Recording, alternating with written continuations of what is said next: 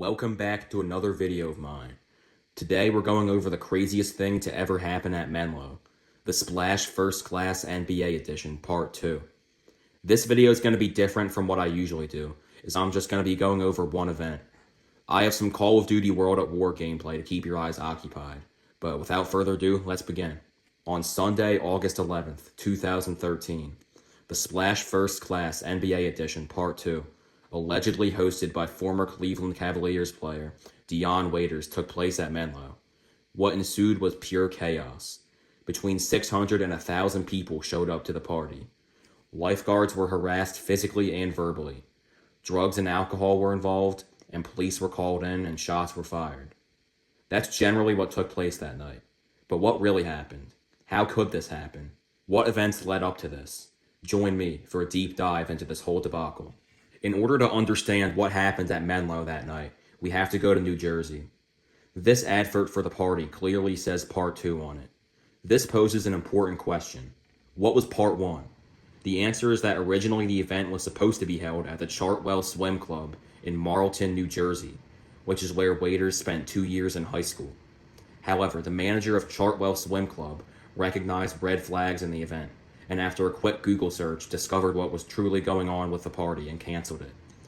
Michelle Adams of Chartwell Swim Club had this to say, quote, "It all seemed sketchy to me, so it really wasn't a difficult thing because the story changed like 3 or 4 times every time we talked to them," end quote. But this poses another question. Why did she find it suspicious? What did the promoter tell them that wasn't true? We can learn this by hearing about what the promoter told the Percy Borough.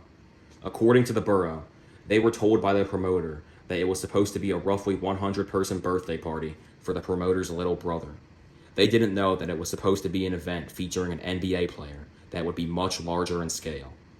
The party application was filed by Antoine Garfield of Philadelphia. Garfield said that the party was originally going to be booked at a different pool, but it was canceled because of sewer problems. The promoter had applied to the borough only 3 days before the party was supposed to take place. The borough approved the party, thinking that it would be a small-scale birthday party and didn't look into it too much. Garfield paid $933 to use Menlo, along with 14 lifeguards, for 4 hours from 8 p.m. to 12 a.m. on the night of August 11th. The borough had a policy of not staying open late on Sundays, but they ignored this rule for whatever reason. Due to the last-minute nature of the party, authorities weren't even notified that there was going to be one at Menlo, and no one was there to recognize the red flags. 15 security guards showed up for what was supposed to be a little kid's birthday party, and a guy was posted at the door to accept cash and give out wristbands.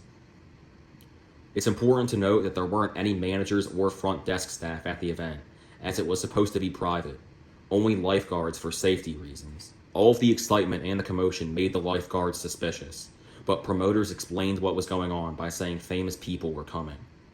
Somewhere between 600 and 1,000 people showed up for the party that night. As the night went on, it became increasingly chaotic. Lifeguards were harassed, both verbally and physically, some even being pushed into the pool. Just to put into perspective how chaotic it was, 11 saves had to be made that night. Most days at Menlo don't even have 1 save, let alone 11. People did various drugs out in the open and drank alcohol, even though there were rules against it. A security guard was even pushed into the pool, but false rumors claim it was a cop. Police were finally called at 10:45 p.m. for a report of a lifeguard being assaulted.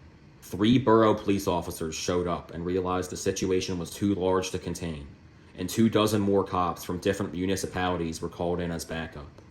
The police showing up helped to prevent a full-scale riot from breaking out. Once police did show up, a group of 6 to 8 people apparently climbed on top of an unmarked police car and started stomping on it. When an officer showed up, they all scattered like roaches. Everyone was ordered to leave, and by 12:45 a.m., everyone was gone. However, the chaos did not end there. Percy residents in the surrounding areas were scared that the commotion could come to their property. There were reports of crowds of people in the streets screaming racial slurs, littering, and engaging in other degenerate activities. There were even reports of shots being fired, and bullet casings were recovered at South Middle School. When all was said and done, no one was injured, thankfully, and no one was arrested. That's what happened. But this raises a lot of questions. First of all, where was Dion Waiters in all this? No one actually knows if he showed up to the event, and he's never made any public statement addressing the situation. Officials of the Cleveland Cavaliers did say that they were aware of the situation, but did not say if waiters knew his likeness was being used to promote the party or if he was there. There are a few possible things that could have happened. The first option is that he didn't know about this at all, and the promoters just used his likeness to get people to show up. The second option is that he did know, and that he allowed them to use his likeness, probably for some monetary reward, but never showed up to the party for one reason or another. Or option 3, he did know and actually showed up to the party, but it was so chaotic that no one noticed. Waiters most likely didn't say anything because if he did, he would be drawing attention to the situation, and if he did know of the event or was there, that would look really bad on his part. By not saying anything, he has the power of ambiguity. That leads to the next question. Why did the people that organized the party do this in the first place? They most likely did this in order to make money. There was a $40 entrance fee, so if 800 people showed up, that would have been $32,000 in revenue. Once you subtract all the expenses, it would most likely be a 5-figure sum of profit. The party promoters used Dion Waiter's likeness, whether he knew or not, in order to attract a lot of guests. They probably lied about the nature of the party, because if they were honest, it would have been shot down by the borough. The next question is, were the people involved with this catastrophe punished? While the guests all got away because of the scale of the situation, the party organizers were punished. In the spring of 2014, the Bucks County District Attorney's Office determined that the organizers could not be held accountable for the unruly behavior of the guests that night. However, they were ordered to pay full restitution to cover the cost of the damages and police deployment, and because they lied about the rental agreement. The final question: what happened as a result of this? The next day, Menlo staff members had to clean up the mess from the night before. Lifeguards had to comb through the grass and pick up drug needles and other things that didn't belong there. The pool was also shocked with extra chlorine in order to clean it. A handful of tables and chairs were broken as well and had to be replaced. A public borough meeting was held on August 19th to discuss the situation. The borough was accused of compromising on their rules to make a quick buck, and that they put people's lives in danger.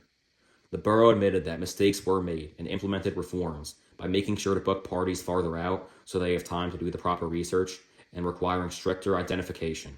To summarize everything that this video has gone over so far, some random people used an NBA player to promote a party they were hosting at Menlo and lied about the nature of it to the borough. At the party, things quickly got out of hand and police had to be called, with a multitude of illegal things happening. Lifeguards had to clean up the mess and the borough was criticized for their negligence. Overall, this is definitely the most illegal and crazy thing to ever happen at Menlo. And that will conclude the video. Like, subscribe, and all that if you feel like it. Share your thoughts in the comments. Thanks for watching. Peace out.